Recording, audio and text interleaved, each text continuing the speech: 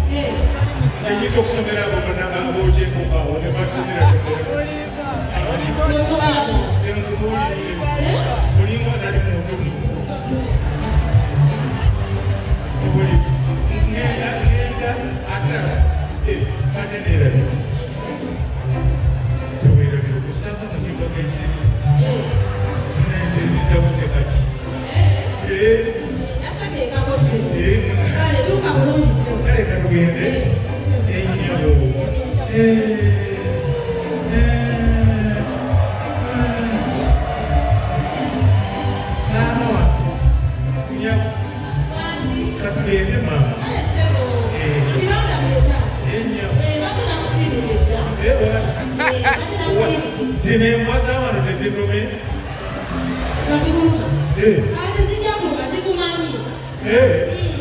Okay. Ate olwalo nazinyambadde obulala. Ebyeru bino ebiyita musavu. Okay.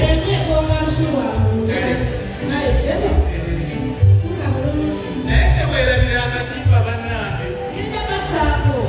Ate kale. Era owulira nsirikirwa tugenzi. Atugire tweyongerayo.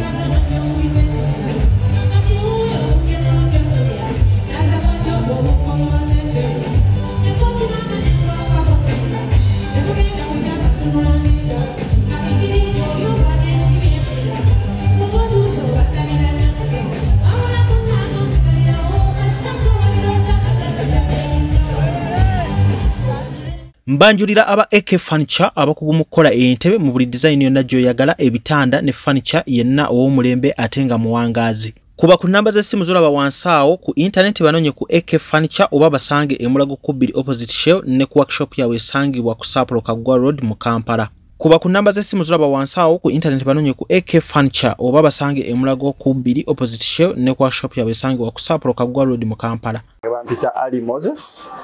Marketing manager wa Tete Business Solutions. We deal in printing, branding, and general supplies. Tukola signages, tukola corporate wear uniforms, n'ebintu bingi. Bino byonna bye mulaba mu dduuka.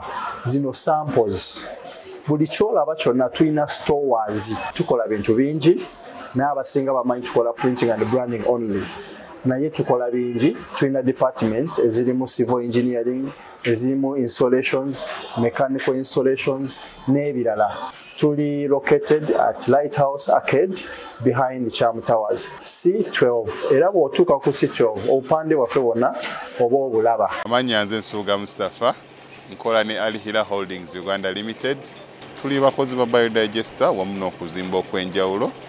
Tuli mu kizimbe kya commercial kwegamba kale arcade mu lulimi olumpimpi. So olwaleero tuli waneeno nga tuli mukola Biodigester.